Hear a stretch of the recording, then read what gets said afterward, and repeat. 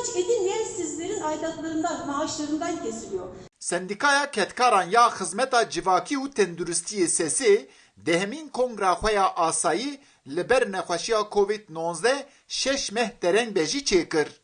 Di kongrê de hate diyarkirin ku sedû bîstan zêdetir ketkarên sesê bi nexweşiya Covid-19 jiyana xwe ji dest dane. Di kongrê de bergiriyên ku li Tirkiye hatine girtin ji aliyê rêveberiya sesê ve bi tundî hatin rexnekirin. Bir kadın yönetmeliği hazırladık ve MYK onayından geçirdik biliyorsunuz.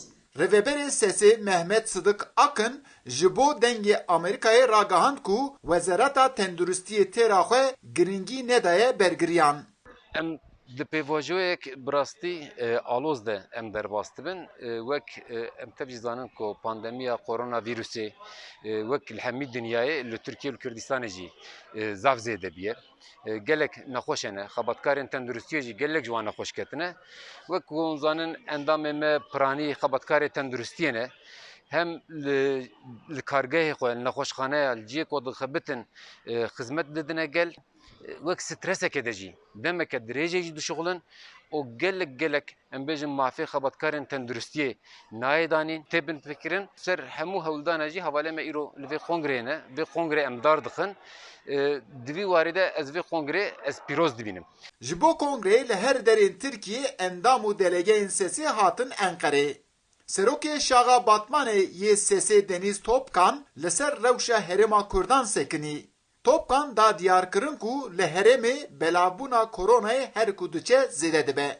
Covid'le mücadele eder. Li hember Covid-19 em têkoşînekê dikin. Em dixwazin gelê me pêzanînên rast hebin û di vî warî de hişyar bin ji ber ku xeteriya vê vîrusê her diçe zêde dibe. Bi rastî ketkarên tenduristiyê di nav alozî û xeteriyeka mezin dane. Ana em li ber van hemû êrişan têkoşînê dikin. Gene o hal sürecinde sendikal eylemlere Bi rastî van roya pir sıxıntiyan yani em bêjin pirskirika alî Covidê de jî ama alî siyasetê de jî ez dikarim bêjim yani alî siyasetê de jî ser azadbûn û aşîtî de ser demokrasî de roj ve roj pir tengasî sıxıntî em derbas dikin.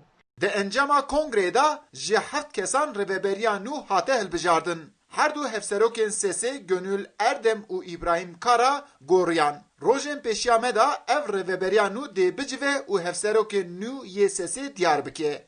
Eyüp Demir, Dengê Amerîka, Enqere.